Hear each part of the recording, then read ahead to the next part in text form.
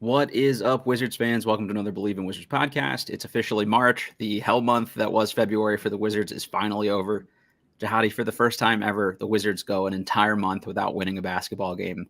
Have you ever seen anything like this before? Obviously the Wizards have never done it, but it's hard even by, the Pistons had that 28-game losing streak. That's the last time I remember a team being that bad for multiple months, basically.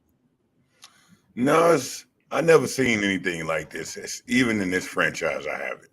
Yeah. But it's crazy when your goals for this season now is just not to be the Detroit Pistons, right? Not to be the worst team ever. Yeah. And now, we right there neck and neck with them. So I don't know what bar you can set too much. It's true. Yeah. Right now, the Wizards have the best or the worst odds? The best odds at the number one overall pick. They're a half a game worse than Detroit at the moment at 9-50, and Detroit is 9-49 at the moment. So, this is bad. Like if the season ended today, they'd be the favorites for the number one pick. Obviously, with the lottery, the odds get kind of smoothed out. So who knows if they get it? But it seems like they're going all in to guarantee themselves a top 4 pick at worst. And I guess the question is really at this point, do you think they win again this season? I think they got to get one here at some point. I think Philly set the record for least amount of wins ever at 9. So I would hope that the Wizards beat that just to not be the worst ever. Well, based on the game yesterday, it doesn't seem like they're trying to lose every game. I agree. Right? Because, the game yesterday went in overtime. So they're still pushing to try to win games. So I do feel like they can still win some games. And in the end of the day, they're an NBA team. Yeah. They can possibly win games any night. Any night, anything is, it's anybody's game any night. Just so happened that most nights this season haven't been our night. Yeah. But I still think that they're trying to win games because I'm looking at the moves they're making. Some of the opportunities, giving guys opportunities, putting Jordan Poole as a sixth man off the bench, which actually ended up being a great move. So you don't make those adjustments unless you're trying to see some results. Sure. Yeah, at least they want to see those guys play better and get some momentum heading into the offseason. And if you've had Poole, if he looks in March the way he looked in, December, I think that's a lot tougher way to wrap up the year than it would be, at least if you get a little positive, momentum behind you. Before we get going here, we're brought to you by Stateside Vodka and their Surfside Hard Iced Teas and BetOnline. BetOnline is your number one source for all your betting needs. Get the latest odds, lines, matchup reports for baseball, boxing, UFC, golf, tennis, everything you think of. BetOnline is the fast and easiest way to place all your wagers, including live betting, your favorite casino and card games, available right from your phone or mobile device. And you can head to the website and use our promo code BELIEVE, BLEAV, for 50% off welcome bonus on your first deposit. BetOnline, where the game starts. Just a couple quick ones here. Shout out Mark Pontius for getting a trivia question I posted the other day about who our first ever guest was on Believe in Wizards. It was Francis Tiafoe, the tennis player. So good guess from Mark there. And just shout out Wizards super fan, Taylor Jones. The last time Taylor missed a home game was Saturday, January 15th, 2012 against the Toronto Raptors. Wow. So the man is well over a decade deep. And, he ride or die for sure. Yeah, exactly. I am not that dedicated. I even don't watch a couple games a season, I'll admit. I think I get 72 of the 82 in here, but to be at all of them in person is pretty badass. And I hope the Wizards recognize that kind of thing and celebrate that kind of stuff with their with their season ticket holders, because that's pretty cool. Yeah, I'm sure they do, but when you have a guy that's dedicated, you got to do something special for him. You got to put him out in center court. Yeah, exactly right. You might deserve a statue outside the arena, given how light the team has been a couple of those years in between here. Shout out to also Nat's drummer on Twitter. He pointed this tweet out to me, but Rob Perez, or Worldwide Wob, or whatever he goes by these days, tweeted that with every Wizards loss during the streak, the possibility of the funniest thing happening ever gets closer. The Pistons set the NBA record, losing 28 in a row earlier this season. The Wizards have lost 13 in a row. If the Wizards lose 27 in a row, their 28th game would be against Detroit. So Detroit would have an opportunity to try to bury the Wizards and have them equal that streak there. So it would be funny to see a showdown of two of the worst of all time, but I very much hope that the Wizards win a couple in between here, and we don't even have to worry about that. That's what we're competing against now. Like Exactly. That's where things have become. Yeah. To where everything now is trying not to be the best of the worst. Yep. Yeah, it's a race not for the bottom, I guess here. Right. So I mean, and now it's really an adventure trying to being really engulfed into making sure, looking at this thing every day, making sure we're not the Detroit Pistons. But that's where we are now. Yeah, it's a rough state of affairs, but as fans, I think for the most part, this is what we asked for. We wanted the tank, and these boys are professional tankers in the front office. They are not messing around. And a couple of these games, you can only have it one or two ways.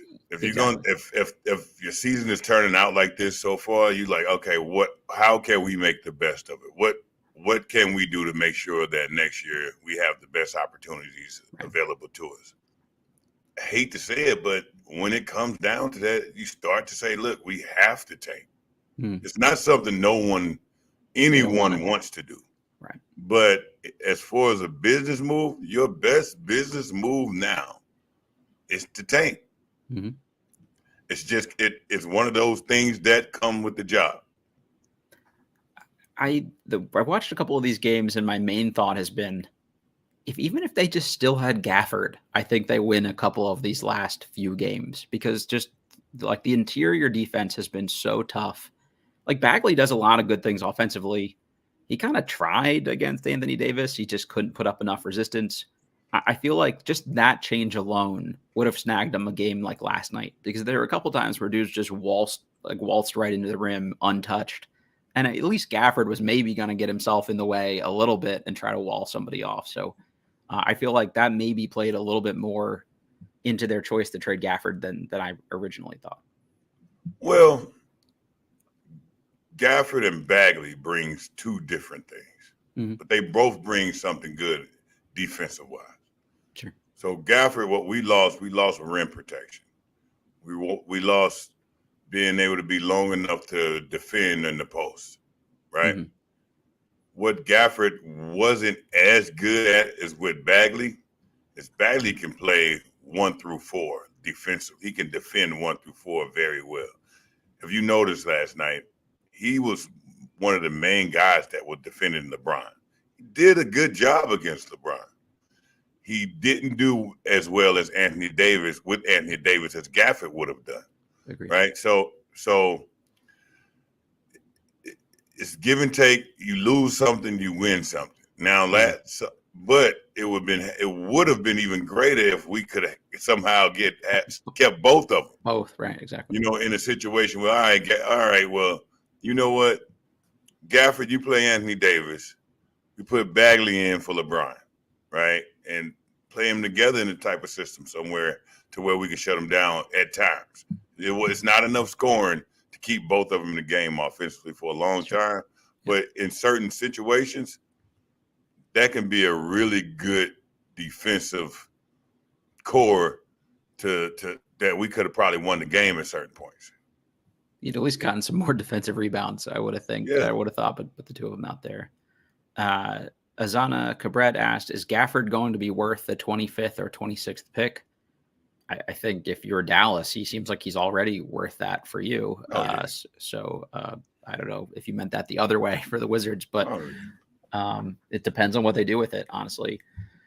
And the GOAT says, we got a W over the Clippers coming tonight. Those boys mad after yesterday for sure. So that's a tough one. Second game of a back-to-back against a Clippers team that's been really good. That's a tough ask. And I think last night was their night. If they were going to get one of these two games, I think last night was the one that they had to walk away with. It was. But then it depends on your mindset, right? Believe it or not, Clippers will be a tougher game. But we looked up for that LA game. Yeah, they were good last night. The team we saw last night was a team that wanted that game. From the beginning, you get to play LA at the Staples Center. You get to perform on the biggest stage in basketball, right? Yep. You saw certain players come out to play. Now, a lot of guys, I think there were several of them that stepped up. Yeah, right. So now what? Yeah, can we win this game tonight? Yes, we can. Believe it or not, yes. If we come out with the same intensity as we came out with playing against the Lakers. But usually when you're playing against the Clippers, now you're going back to maybe in just another game. I think Paul George still out?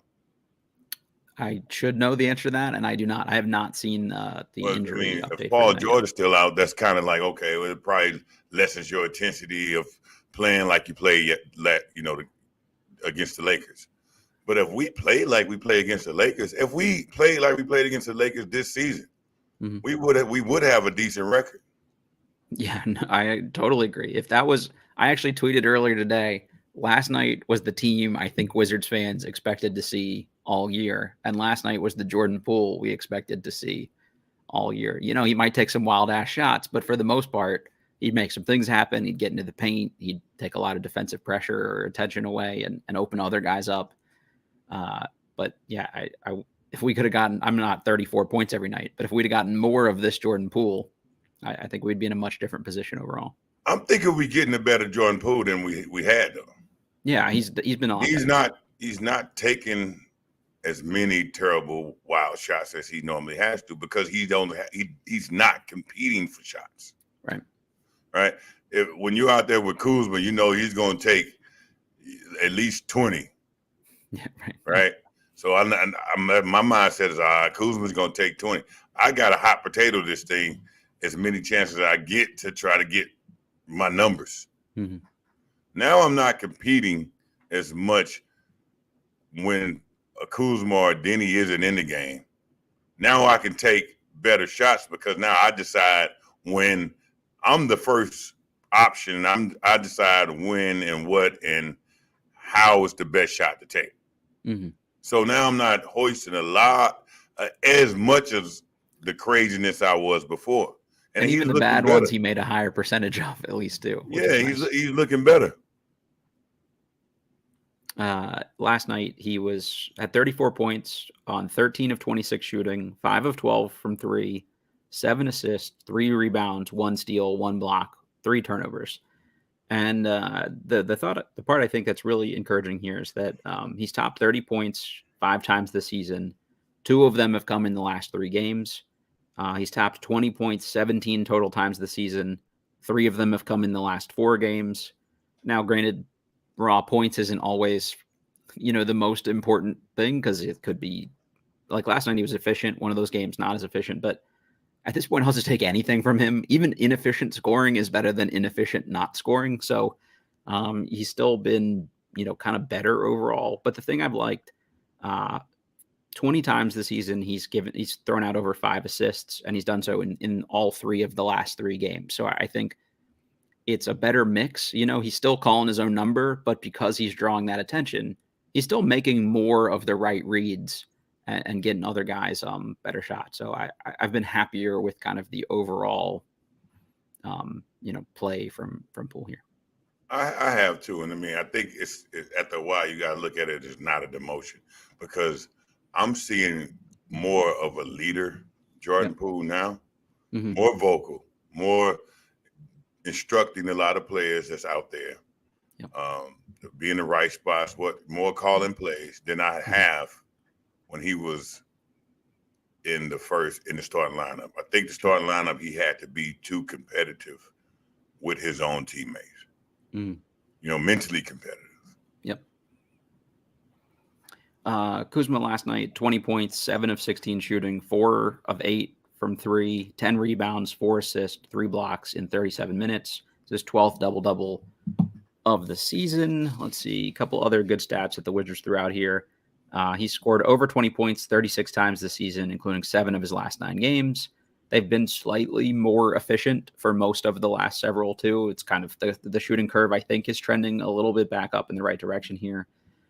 He's had double-figure rebounds in 10 contests, 5+ rebounds in 36 contests, multiple block games this season, 11 times. So it just, the guy produces. It's not always the most efficient, but there were definitely a couple yes shots last night from him, and he made a few, but there were also a couple no shots that really kind of hurt them down the stretch. So I think this is the good and the good and the bad with Kuzma is he's going to make a couple tough ones to keep you in it, and then once you're in it, he might take a couple bad ones and miss them that kind of put you back out of it, and that's just what you're going to get when you treat him like a number 1 or 2 option, unfortunately. Yeah, you get 2 Kuzmas, but you get both every game. Right, exactly. Hey, on alternating possessions. That's a great pass. Well, that's a great pass. Oh, great. That's a great look for somebody who's being an extra pass for a teammate. Yeah. Then you get a guy who's make tough shots. Mm-hmm. Like something that's tough and like, oh man, that's tough. And then you get a guy who just saying, all right, let me get my numbers anyhow, anyway. And you get a slight Poole type of player, right? And then you're like, all right, Kuzma, that was terrible. You're just going for it. You're just going for it. You're not even, the defense hasn't set up. The rest of your teammates aren't down, and you just hoisted up a 3. Or you went for a wild drive layup that had no, chance of going in. It was straight Hail Mary shot. So you get so many personalities with Kuzma on the court at one time. A lot of them you like, but the ones that's not that good yet is very dislikable. To me, he's still considerably more good than bad overall. Right. It's just the bad is so bad it sticks with you, and I think there's a little bit of a double standard where a turnover is a turnover a lot of times with some of the stuff that he versus Poole versus Deni versus Kispert do, but it's just, it looks so bad when he does it that it's like, oh my God, Kuzma lost us the whole game. It's like, well, he hit 2 threes in a row 20 seconds before that to give us the lead. So, I think we've gone a little, maybe too extreme sometimes with he blew that whole game. It's overly heroic. Yeah, that's exactly right. Heroic. Yep. Yeah, man, I see a better pass right there. You had to see it. We all saw it. This wasn't even a heroic moment that's needed to be right now, and you're just gonna take it's Kuzma time, and that's the only thing, because you see him being a good teammate a lot of times throughout the game. Yep. You see him taking the easier, smarter, higher percentage shots sometimes throughout the game, and sometimes you're like, all right, here come Thanos. You're like, yeah, we didn't need him. We did not need that a couple times, but yeah, you're right. There was a stretch last night where he just drove by LeBron, got to the rim for a layup, and then the next time in transition threw this 40-foot bounce pass. I want to say it was Deni cutting to the rim, through traffic, and I was like, holy shit. And then the next play he came down and just 20 seconds on the shot clock, heaved a 3, and it was like, who, what, right, yeah, why? It's like a heat check moment, I've made a couple in a row, I gotta take this one now, I can't help it, and the heat checks never seem to go in for him, unfortunately. Let's talk Bagley here for a second. He had a season high 23 points last night, 11 of 14, 1 of 1 from 3, 4 rebounds, 2 blocks, 1 assist. If I'm gonna nitpick, I would have liked to seen a little more than the 4 rebounds, but I think Deni picked up some of the slack next to him, going for 15 rebounds. But Bagley's top 20 points in 6 total games this season. He's done so in back-to-back games, and he's now scored in double figures in 13 of his 16 appearances with the Wizards, so that's been pretty good. He's been consistently pretty solid offensively, and I think I've seen enough from him to say, if he was a backup big for you next year, he's a pretty big needle mover off the bench as a reserve center. I wouldn't want to start next season with him slotted to be the starting center, though. I don't see him as a starting center either.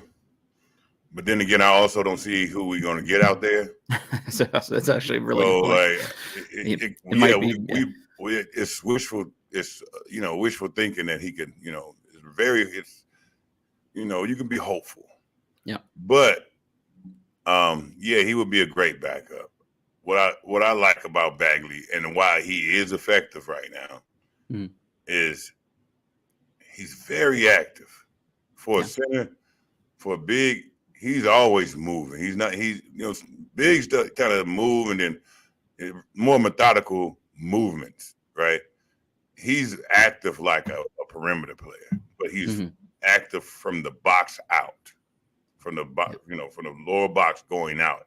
So as a defender, you have to now be more aware of Bagley than the help.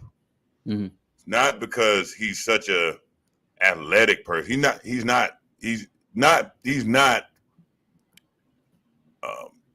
overly athletic like the great athletic players. Sure. He's solid enough, good hands, that kind of thing. Mid-level athletic, big, right? Yep. You can't jump high over the rim like Gafford, all of that. But his instincts and feel for the ball and feel for spaces, that's what's undeniable. Like you're like, wow. So this dude really have a feel. So he's not killing you with his athletic ability.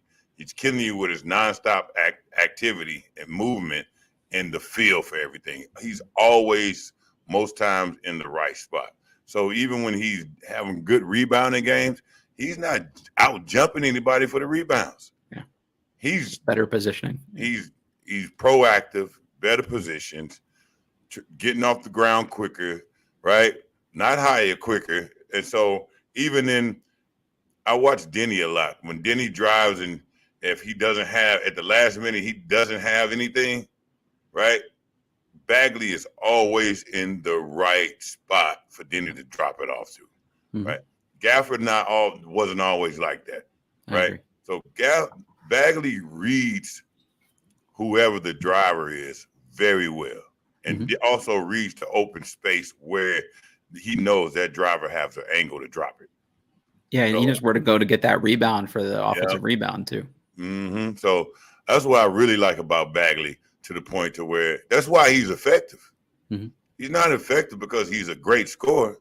He's effective because he's a great reader. I think that's incredibly well said. Like that's his superpower, is seemingly just like kind of putting himself in the right place. And a lot of that's just through effort. And there are a lot of times too, where I think he's got like a good feel for what each of his teammates are going to do. Like certain guys, he seems to look for the pass more, where other guys, I think he knows to go, he's going to have to go get it off the rim. And I'm not sure, I'm not looking right now to see what percentage of his offensive rebounds he's converting on, but it seems like every time he gets an offensive rebound anywhere in the paint, he finishes it. And so he might not get a ton of them, but they're getting points off of all of those kind of possessions. Absolutely. I mean, just like last game, he had 2 fouls early in the first half. Yeah, they went a little small for a while, which I did. Yeah, 2 fouls and end up with 20 points.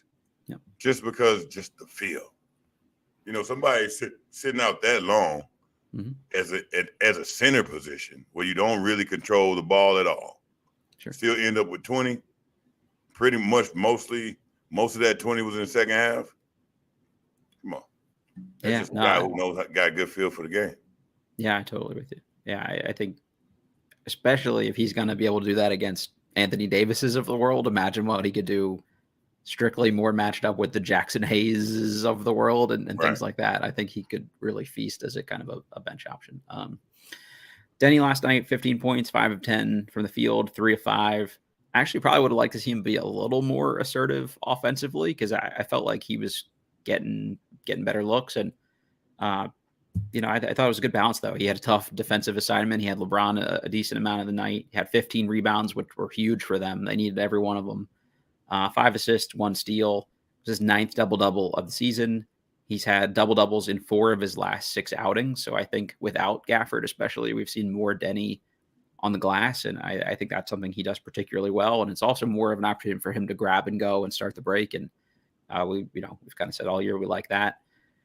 So just looking at it from a box score perspective with Tyus Jones, 11 assists last night. He's had double-figure assists in 6 of his last 7 games, including 3 straight. 44 times this season, he's given out at least 5 assists, and he's done so 22 straight times. He's had at least 8 assists in 15 of his last 20 games.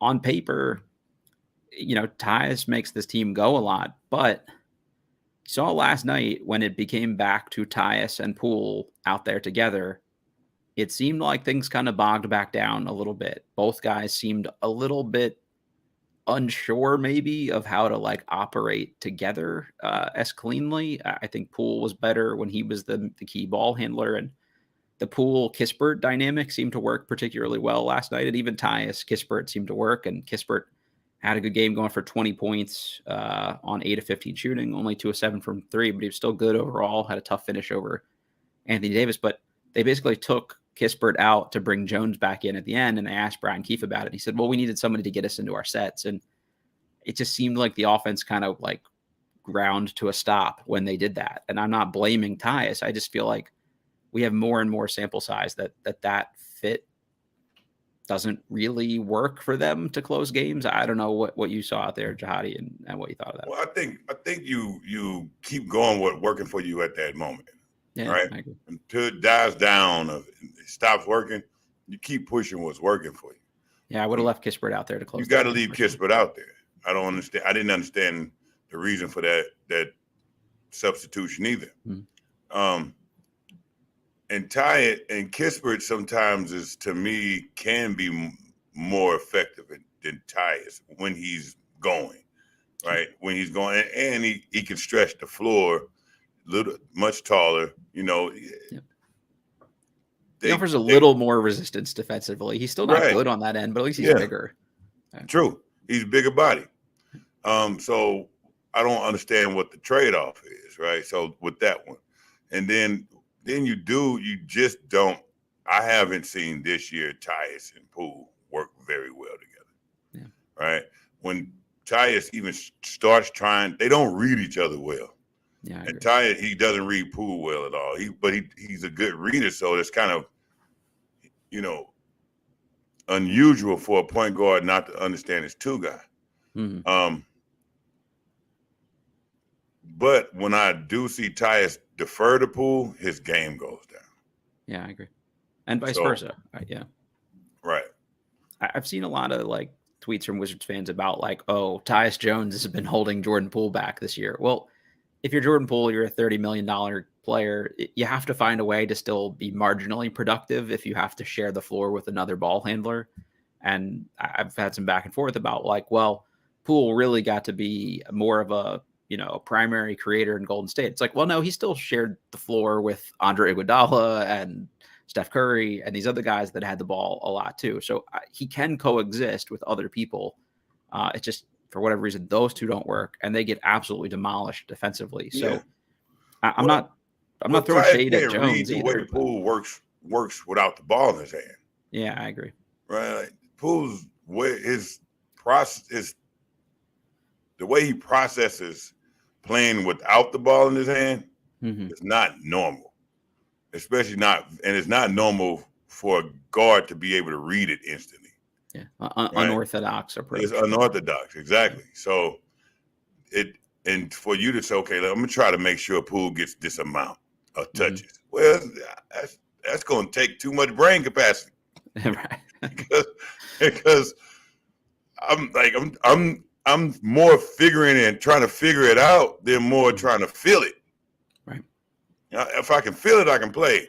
If I'm sitting here trying to, break down the equation, like why he's moving backwards, right? Yeah. Now I'm also missing all my other opportunities, missing opportunities for myself, missing opportunities for my teammates. So I think they just don't read. He does not read Poole well, right? You talked about playing together, and this was the exact analogy I was going to make, but a different kind of play together. To me, Tyus Jones is like your classical musician, and Poole wants to go out there and play jazz, and the two of them are now sharing this orchestra, this band, or whatever, and it just they're playing different music. Rave music. he's playing EDM or whatever he's got going on. So it just seems like a clash of styles, and some of it though, it's like Tyus went out and he still did his thing, like he made the most of it.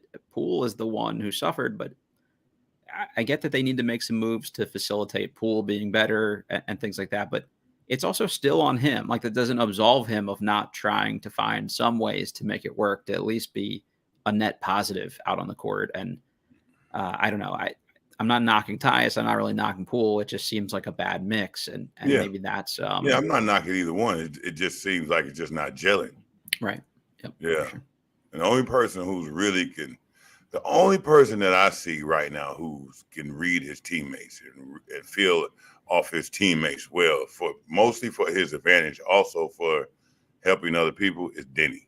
I think he's done that pretty well this year too. Yeah, I think he's done more than pretty well, actually, man. I mean, just watching him, just how fast he can accelerate off the touch. Like and that's probably 70% of his game is acceleration and his controlled acceleration. Just because he's going downhill, he goes downhill faster than most NBA players right now. He just commits to it too. It's like I will drive straight line to the hoop. Man. Yeah. Right. And just his confidence. I don't know. Tell me this: if Deni was on any other team that was above 500 right now, would he have been an all-star this year? I wonder about this because I think the things he does well, like he needs the ball in his hands a certain amount of times, right? Like I think he's better when he gets some touches to make the right play and grab it off the glass and put pressure on people because he's a mismatch. If you're guarding him with a 4, he's going to be quicker. It's just, are the best teams in the league going to give him enough opportunities to do that? Like we saw this with the Wizards to some extent when they were a better win now team, in air quotes. It ended up being more of him standing around in the corner while like these higher usage guys did their thing. Like if he's next to Luka and Kyrie, is he going to touch the ball enough? No, I'm just saying above 500 team. I'm not saying a team where a championship team, but like, what's Dallas, like the 8th seed or whatever? I mean, they're not.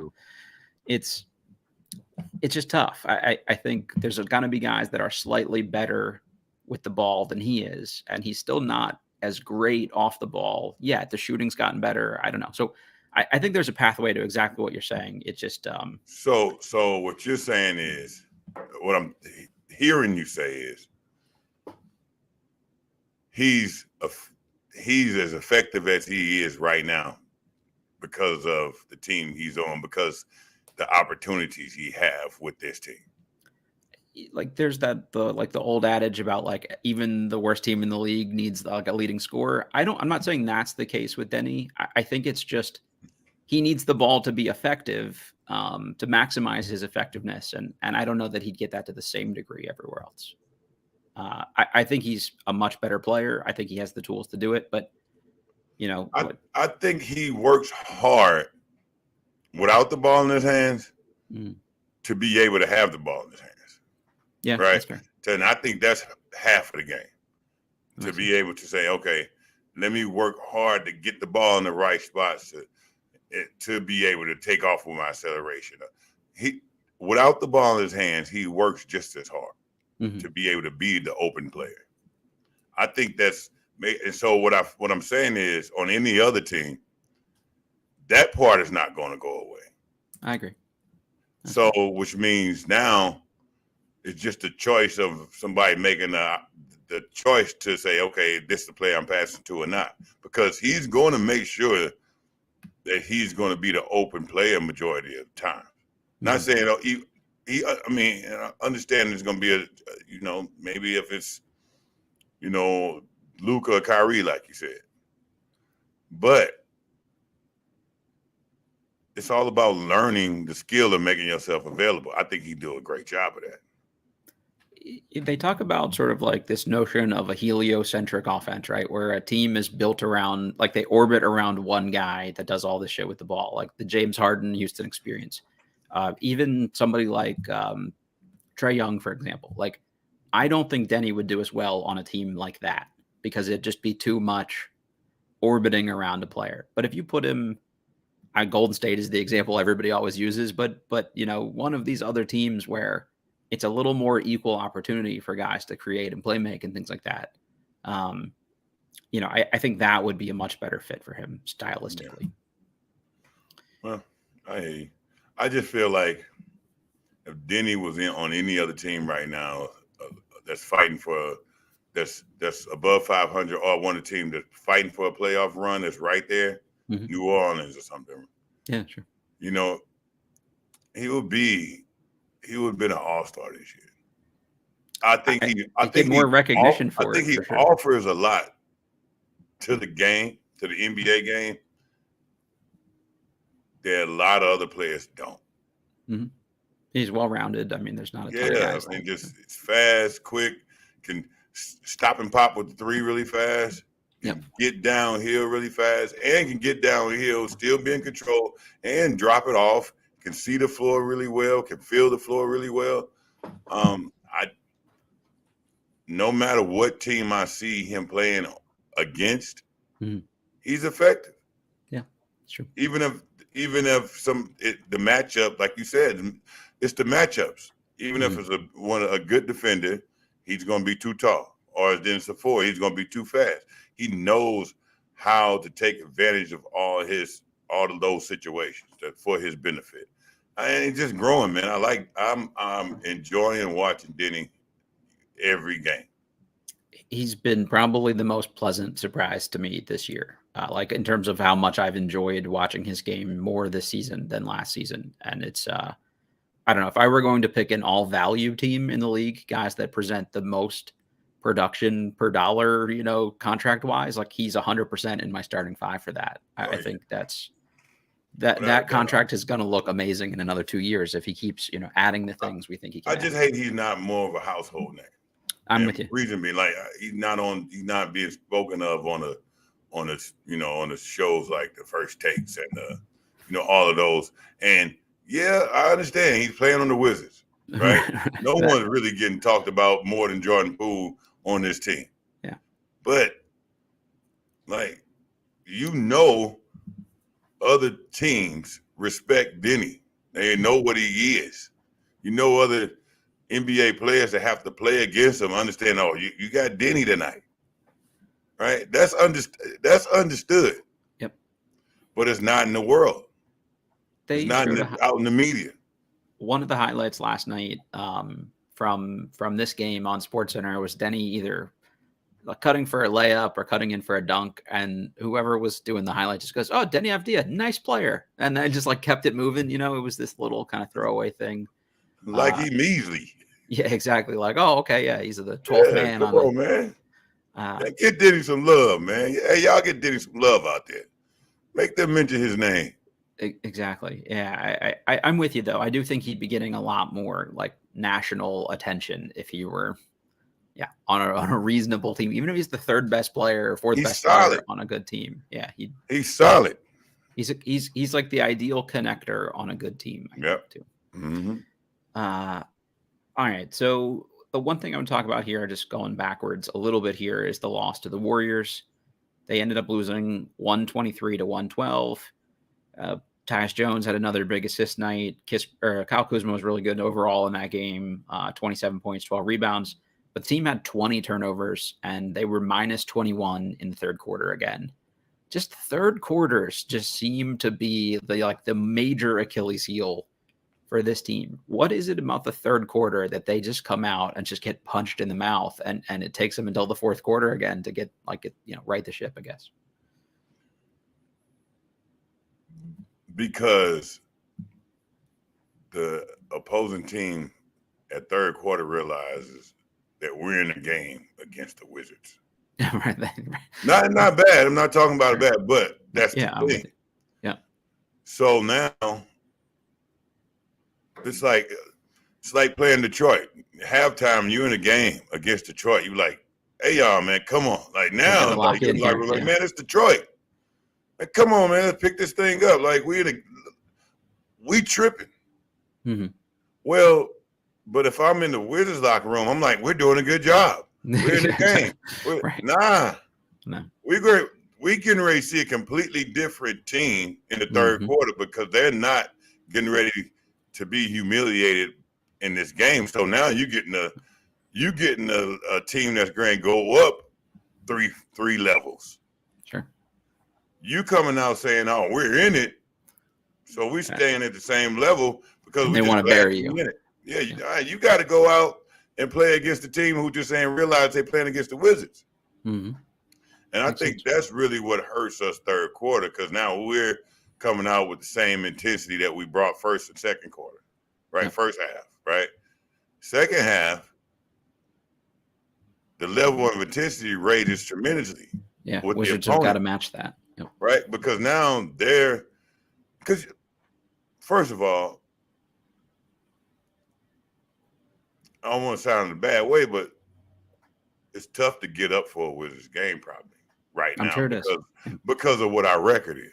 Yeah, teams are sitting some of their best players against it. This is a get right game. Yeah. Right. So no matter how much you try to, even as a coach, how much you try to convince your team, this is not about playing the Wizards, it's about where we're trying to go to, and and how much we want to stick to what our game plan is and who we are. Mm-hmm. It's still you lack your intensity, just your aggressiveness, your how much the game means to you right now is just not going to be the same. Starting off, it's hard to pep yourself up for a game like that sometimes. So then you end up finding yourself up, in the game with them, or maybe down by 10 points. Right. Yeah. Once you're in a street fight, it's like, oh shit. Okay. But now you realize in a street fight, this ain't the Wizards no more. This is another team. It's right. Yeah. So those teams now, second quarter, like second half, now has a sense of desperation. Mm-hmm. We're not matching the sense of desperation. So then slowly they chip away. Before you know it, they're taking off. I think some of this too is this point in the season. I think overall the Wizards are playing at least a little bit better basketball under Brian Keefe, and they're playing teams now for like the second or the third time sometimes. And it's like, all right, we rolled you earlier the first time this year. Like, we know we don't have to play that hard. Oh, now it's a slightly different Wizards team. Like, okay, like it's even more to your point of like, I wasn't as up for this game as I needed to be because I thought we were just gonna like come in here and blow them out. But like they're a little more of a plucky, feisty team here, and the Wizards can play better second half too. But the problem is they're comfortable saying, "Oh, we in it. Let's just keep chugging away." Nah, you got to raise your level of play too now, right? And I just think we're just continuing our level of play throughout, and that's not how basketball goes.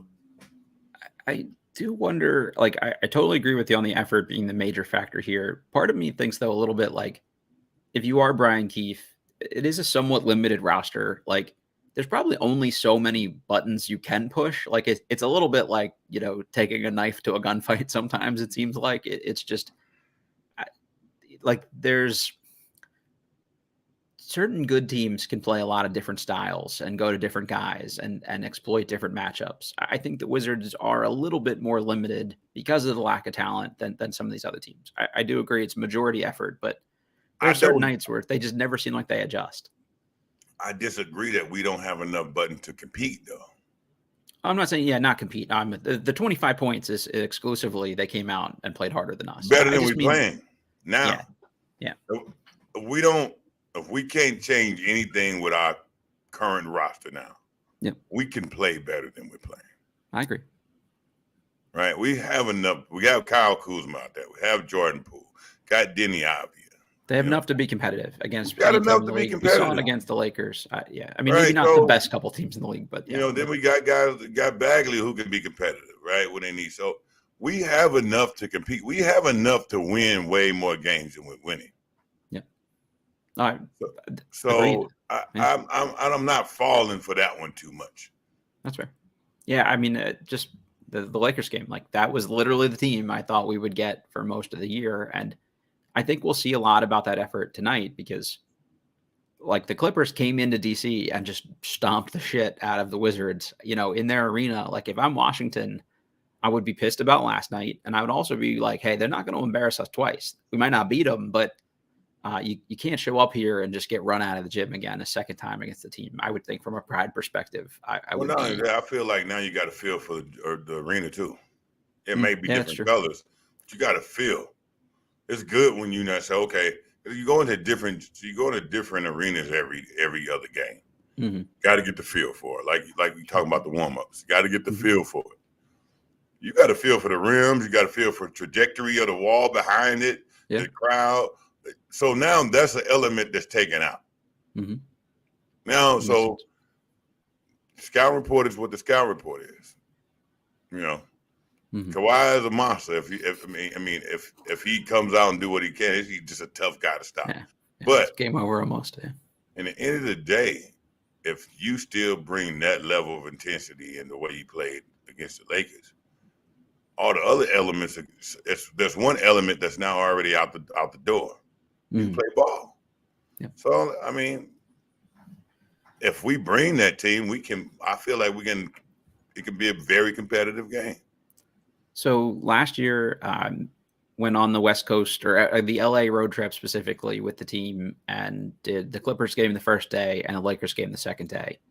And it was a night and day game experience from the two. Like the Clippers were still pretty good, but it was taking a shot at my own fan base here, but it was on par with a Wizards game in terms of level of energy at the Clippers game. It was like a lot of people there enjoying basketball, like, not a lot stake in the game. The Lakers game was like a playoff game. Like it was wild as shit for a meaningless regular season game against the Wizards. And I wondered if like just that environment had some amount of positive effect for the Wizards last night. The energy was better. The effort was better. I don't know if they were juiced being in that arena with that kind of crowd and stuff like that. So I'm wondering if maybe they fall back to earth a little bit, if there's just sort of this flat vibe with the Clippers game or not. No, you don't buy that at all? No, I do. No. I actually agree. Because the face was like, yeah. Anytime you play the Lakers, you can get up for that game, right? Like it's. I mean, think about the scoring. How we look at the scoring on our stats. Like how many of our game that night, high scores, right? It was the 4 players top 20 points for only the second time all season. The last time was against Milwaukee. To make your point, that's because we were playing against the Lakers. That's amazing. So that's the epitome of the NBA. Like when you're thinking about being an NBA player and becoming an NBA player, you make it to the NBA. Your top 2 games that you dream about playing in is Staples Center, Crypto Arena, and Madison Square Garden. Sure. Right. So those are 2 top games you really get up for. If one else, and if there's other, it's Boston. Right. But that's it. So when you're in LA, it's speaking back to the kid in you that loves basketball.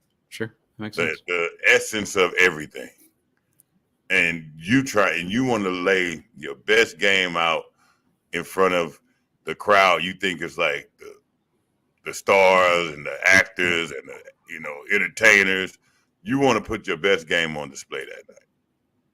Especially if you've been in purgatory with the Wizards all year. In your head 2 days, right? I mean, anytime I got a chance to play Shaq, I'm like, let's go. I'm thinking about this game 2-3 days in advance. Right. Okay, I get to play Shaq. Now I got to be prepared for it. So I know I'm in LA. I got to take it easy. Yep. Because I know extra hard, yeah. And I know it may be another teammate of mine who's going to just completely quit and leave it all up to me. Yeah. Yes, right. So at that now so I got to be able to be up for it. But it's almost like being able to play against your favorite player. If you were a fan of Michael Jordan and the game you play against Michael Jordan, you're going to play your hardest game ever. Right, exactly. Yeah, you got to show MJ you can have. Yeah. It's not like, it's Michael Jordan who will do this. You're not doing that all day. Right. That's how you pay homage, is making him have to work twice as hard. He may still going to kill you. Yeah. But that's the same thing with the playing at Crypto.com Arena, playing at Madison Square Garden. It's the same thing. Is some of that a LeBron effect too? Just the same way as the MJ thing for some of the younger guys? Yeah. and you get to play on. Yeah, Lakers. You're playing in LA. You're playing it, at Crypto, and LeBron. It's the land of the stars. Exactly. Yeah. Right. So it's no more popular team than the Lakers currently in the NBA. Yeah, that makes sense. It's got to be interesting what they do. It's the epitome. When he retires and see who the next star is that they get to magically fill that role again. Just wild how they can do that. Talked a little bit about it there. Come on, man. Yeah, right, exactly. Somehow Jason Tatum and Anthony Edwards will be the starting backcourt for the team here in a couple years. So they asked Kuzma about the third quarter losses, and he goes, "I think about it almost every night. Like, just it's clearly on their mind. Hopefully, we don't see a ton more of those this season. That'd be a positive development." So, mentioned it here a little bit ago with the pregame routine. So Chase Hughes from Monumental Sports wrote this really interesting article about just sort of pregame shoot-arounds and how regimented guys are and how, they've memorized their own routine start to finish, and their assistant coaches that they work with have memorized their routine start to finish. And some good quotes from Corey Kispert in there specifically about, what he does to get ready for this. So I just wanted you to talk a little bit about sort of pregame routine and how important it is, and how sort of like you can't interrupt another guy's pregame routine here, right? Like it's a pretty big deal for dudes to get to go through their kind of, set walkthrough and thing like that. Yeah, true. I mean, pregame routine is everything. If you watch like some of the top guys, the top guys in the NBA have their own pregame routine, right? And they pretty much lay it out there and say, "Hey, this is what I do, and I need your assistance with it," right? So player development, or the coaches go out there and help them with what KD's pregame routine is special. It's not like anybody else's. Steph Curry is not like anybody else's. Now, outside of those guys, the coaches give you your pregame routine. Interesting. Okay. Right. And the things they want you to work on. Okay. Yeah. Well, yeah. They see you or want you to work on, and then you kind of build through that with them. And that's role based. Like, we envision you doing these things for us, so we want you to work out this way. Okay. Right. So even back then with me, it's 500 hook shots right, 500 hook shots left, sweep through, go up, sweep opposite way, go up. Sure. Right. And they're calling out that, and you're doing it before every game, because it's what you're pretty much most of the things you're going to do anyway, right? But it's not, they're calling those moves out, right? But it becomes natural. You know what comes next. But that's how it goes, because like you said, it's all about getting the rhythm of all of the moves that you guarantee like you're going to get in the game, right? That fits your style, the area you're open in. You're going to be open in or going to drive to the most. If you're driving through to the box, to the elbow, we're going to do a lot of stuff going toward that elbow, because that's what's going to be open for you during the game, right? So, so now you're doing counters off there. You're driving to that elbow, they closing you out. You got to have a counter, or you got to have a floater, pregame routines are different for every player, but pregame routine is not a point of trying to build something new into your game. That makes all sense. It's getting comfortable doing exactly what you're going to do in the game, and filling the rims out, filling the energy of the arena out. So doing what you're going to do in the game, but also doing it in the elements, right? With the sound, a lot of players that I know, even when they're not pre-gaming, they training, they pipe in arena sound real loud. Oh, interesting. Okay. Right. It makes sense. Now they have to be able to concentrate with a lot of sound piped in. So all this type of stuff. So that's how it goes. It's always been that way. It's just more advanced now, because people have way more advanced pregame routines. Sure. Right.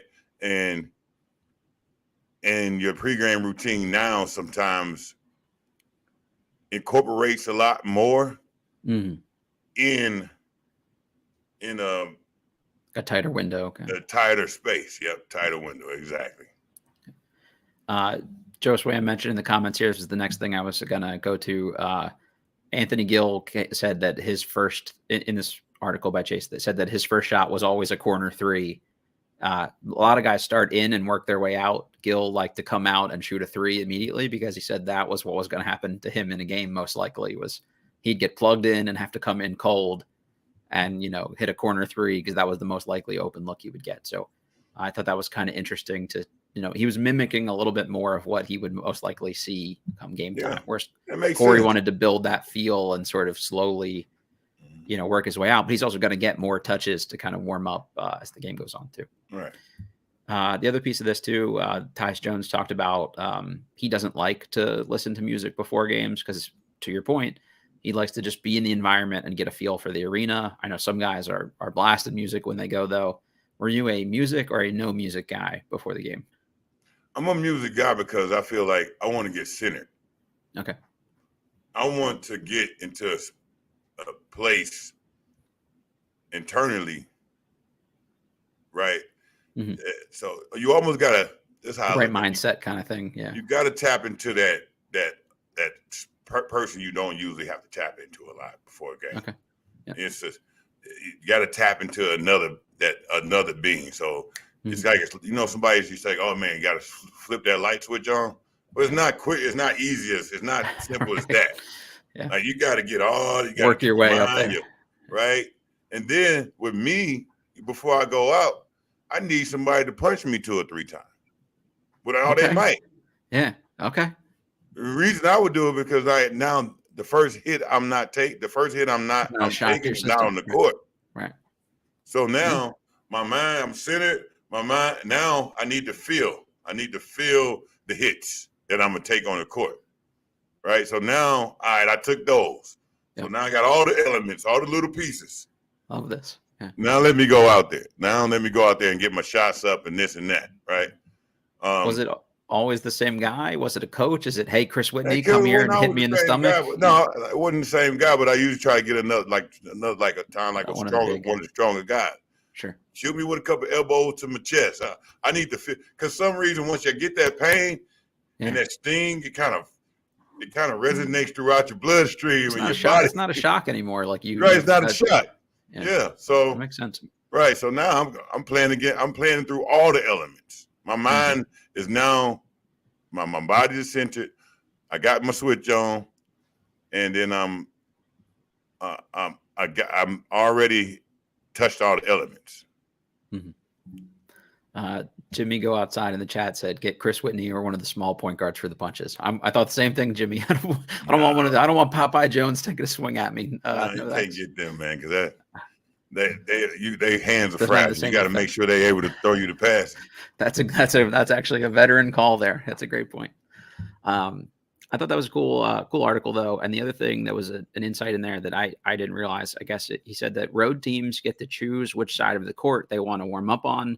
That decision also determines which side they begin and end the game at. Teams essentially choose whether to have their offense or defense close enough to hear the coaching staff in the fourth quarter. I had no idea you got to pick. I thought it was just home team goes one way, road team goes the other way. Nah. What most coaches pick to where they have the offense near them at the end. Offense at the end, at the second half. I just thought it had to be that way because I think that's the only way I've ever noticed it. Because you want to be able to control. If a game tight, you want to be able to micromanage the offense. I totally get that. You can't micromanage the offense all the way on the other side of the floor. Right, exactly. You know what I'm saying? You better really trust your point guard if you're going to do that. Right. So most coaches don't want to sit there and coach defense. Mm-hmm. You know, things are tight. I got to be able to make a quick adjustments. I got to be able to say things so you can hear me. Got to be able to make quick decisions and yell it out. Mm-hmm. So I want my offense to be right in front of me second half. Yeah, that's smart. The other piece from this article is that Brian Keefe, as a guy who's done a lot of player development, said he's seen a lot of pregame routines, and the one constant in all of them was that guys always had to end on a make. I do that. Everybody I know does that. Were you always end on a make guy in your warm up? Yeah, so think about it. When you were younger and you were shooting with a coach or somebody just shooting, your coach shooting around, first thing you ever heard was your coach say, all right, now Got to end on a make. And we're not going to walk away on a miss. Exactly. You heard that the first time. So that's the thing that sticks with you right away since a kid throughout your basketball journey is never ending on a miss. Yep. So you got to end on a make. So that's not because they're in the NBA. That's because they just happened to play the game of basketball one time in their life. Right. When they were like 5 years old or something, you know? Yeah. That's what that is. That's cool. Yeah, no, it's the nice universal thing at every level. I like when you get those kind of things. Like everybody who plays basketball does this one thing. It's pretty neat. The other really good article from Chase, this is just the Pro Chase Hughes podcast, was about Johnny Davis and just sort of his, I don't know, supposedly increased role here after the deadline. Like he played like 17 minutes last night, didn't really do a whole lot, I would say. But I would plug, go to Monumental, find Chase's work, scroll through that. And he talked about just sort of how the minutes have slowly increased. But they talked about how their message to Davis has been defense, that Brian Keefe has preached, like, this is your way to get a role and get minutes and be on the court. And Davis said that he appreciates Keefe's communication style, saying he's very direct with players, especially when holding them accountable, which was interesting to hear and good to hear. And he said he has told Davis all year he believes he can be an asset on defense. And Davis said, it feels good having someone who really believes in you.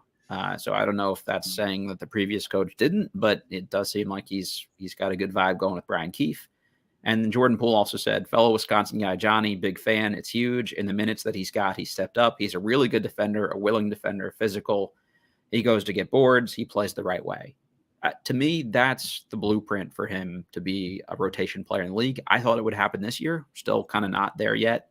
But he gets after guys. He still does some like young player stuff because he hasn't played a ton of minutes sometimes. But it's not a lack of effort on the defensive end. He still looks totally and completely lost to me offensively, though. And Jahadi, this is a guy that averaged 20 points per game as a sophomore in a Big Ten that's like a slow pace, grind to a halt kind of league. He can clearly score, even if inefficiently. I wouldn't mind if he was shooting poorly, if he was at least just shooting, but he looks still scared to touch the ball. Like, how do you get past this at this point, multiple years in now? Well, the thing is this.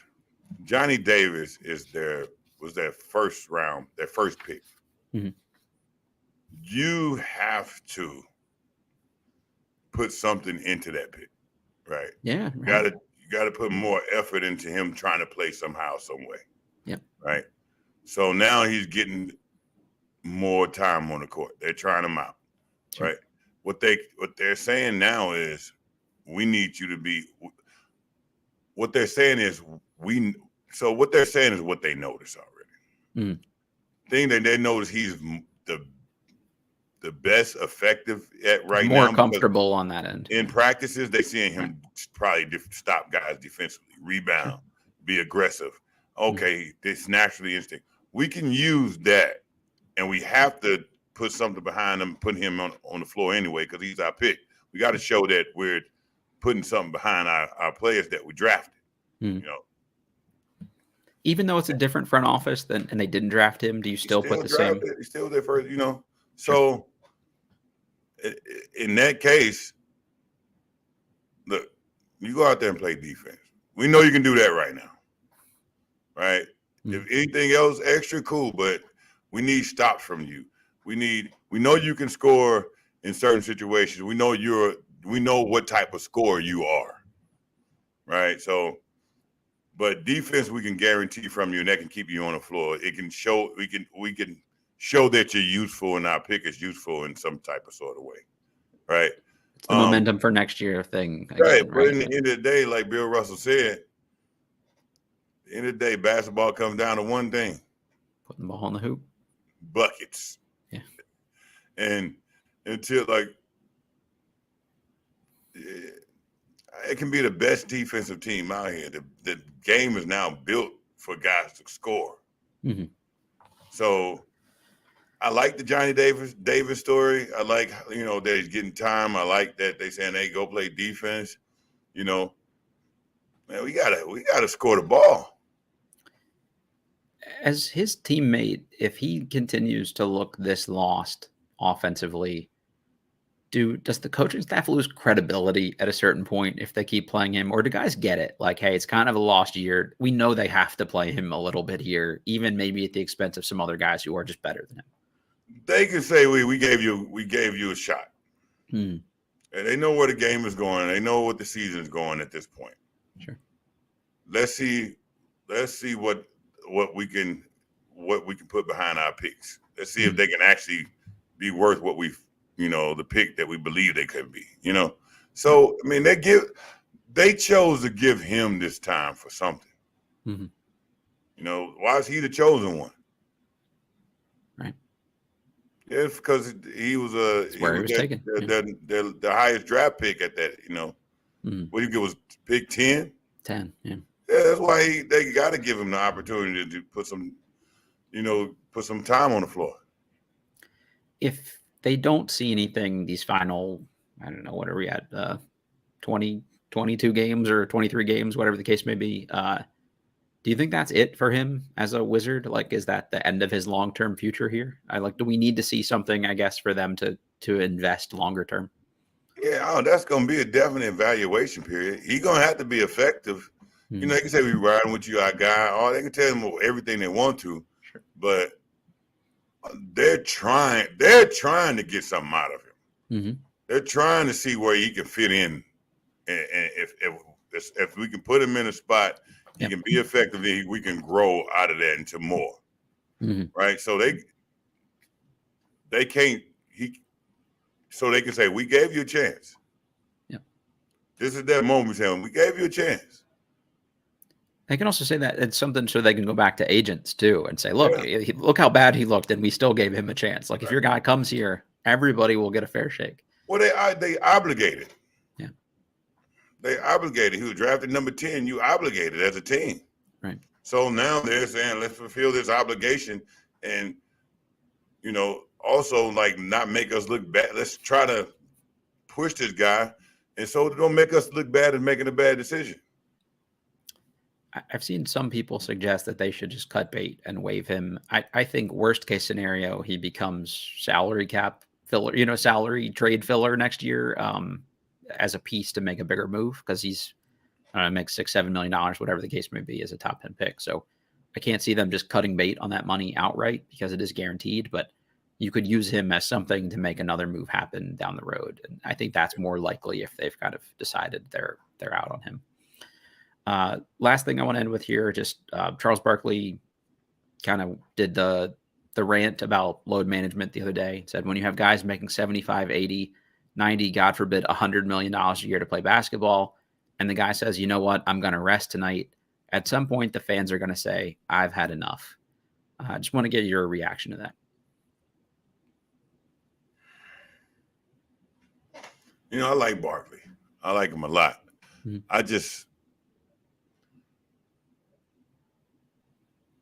I wouldn't want Wilt Chamberlain telling me how to do a step back. It's a different league, a different world. Yeah, so that's the problem. Yeah. You can it's like a guy who was it's like the Fonz. Okay. Fonz is the coolest guy in the 80s. Yep. But in 2024, he would still walk through here with a leather jacket on, talking about, hey, you know what I'm saying? Because he's stuck in it, because that's his best part of his era. That's the best part of his life was at that moment. Mm-hmm. Well, that's kind of how NBA players are. Yep. Right? It's like music. Our childhood music mostly had the most impact because we got the most memories from what the music during our childhood. When this song came out, I remember exactly where I was, blah, blah, blah, blah, blah, all that. Mm-hmm. That's how the NBA players are. That's how, and rightfully and so. How can you not blame them? Yeah. But now they're taking those thoughts and those that feeling and that moment from back then and how things were and trying to apply them to now. Like, you can't take Windows 2 and make think a lot of those things gonna work for Windows 22, Yeah. So that's the issue. But do I agree with him though with some of the low management? Yeah. But then again, man, bodies are taking. I feel like players today, NBA players today, in their youth, have played 3 and 4 times as much as NBA players back in his day. Yeah, I agree. The mileage is just crazy. So the body is not as the body has taken 3 times more pounding by the time they get to this level. Mm-hmm. So you got to take care of the body. I mean, it's not natural in any capacity to play this many damn NBA games in the season. Any game in the season for real. So it's already like something the body shouldn't be doing. Mm-hmm. Let's be real. Right? Yeah, I think physically it seems like in the 60s is probably the max of what a human can take, especially if you're making a playoff run. But yeah, so I mean, so is it low managing, or I mean, think of Joel Embiid's situation. Yeah, they now put the load management rule in there. Now what? Now he messed up. You know, or when he could have said, "All right, my knee is hurting this bad, but I can push through this season if I make sure I take care of myself and I do it the right way. I can be ready for the playoffs." Now he's not, because they put that quota in there to where he has to play. Now he's out. So it's both ways. Do you want me for every game, or do you want me when it counts? Yeah, you can't get both very often. Yeah, you can't get your cake and eat it too. I wrestle with this a little bit. Like, as a fan, I would be pissed if this was my one opportunity to see, LeBron come to town and he was just sitting in street clothes on the bench because he was tired. But I agree with that.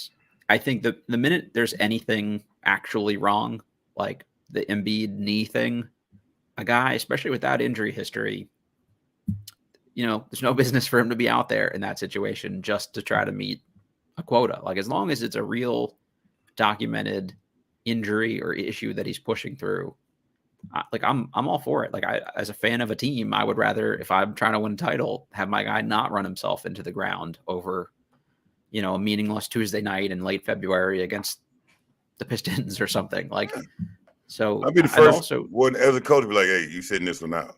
Yeah, take the choice out of their hands. Unfortunately, yeah, take it out of their hands, like a lot of coaches did.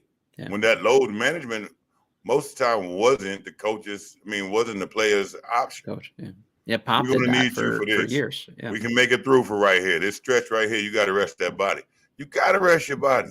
Mm-hmm. Yeah, you can't have an injury and keep pounding on that same injury and think that injury is going to heal itself. Yep. And if you play in the NBA long enough, you'll realize that only thing that stops one injury is the next injury. Oh, yeah, that too. Really?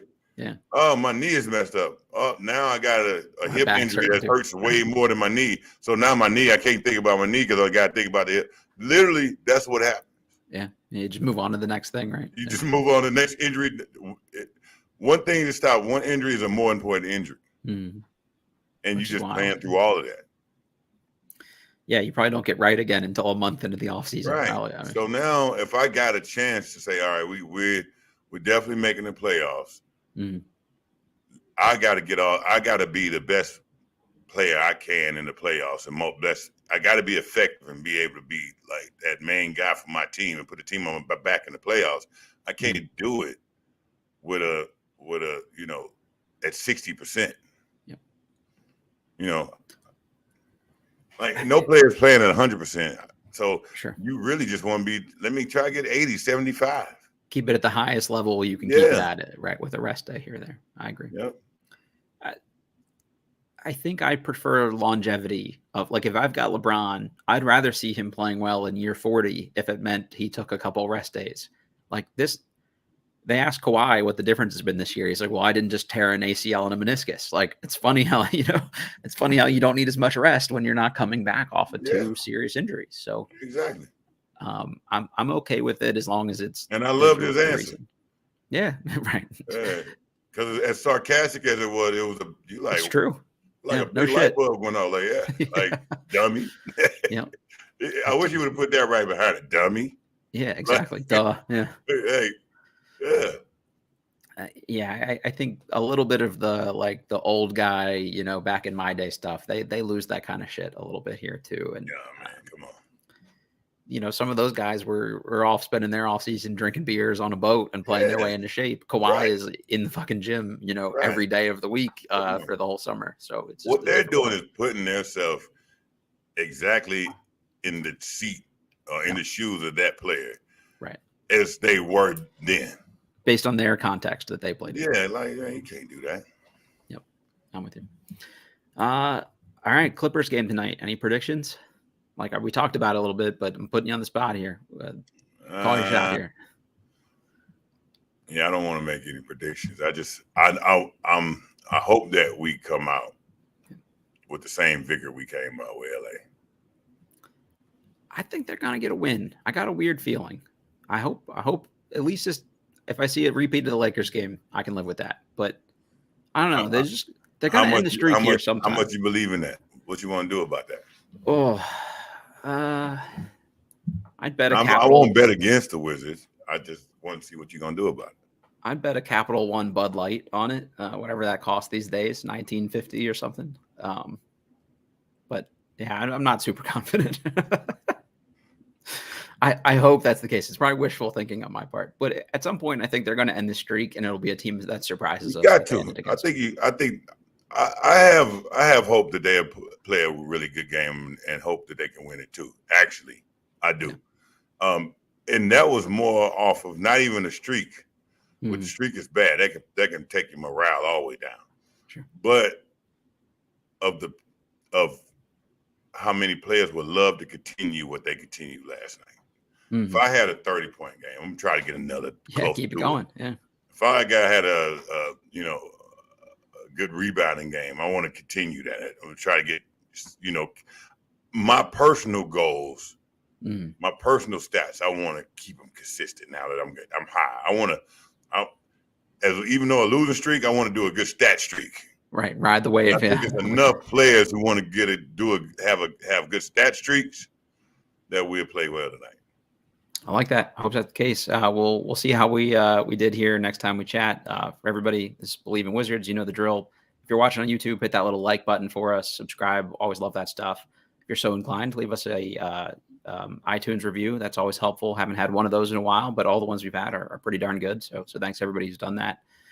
All right. It's been Believe in Wizards presented by betonline.ag, and we will catch you all next time.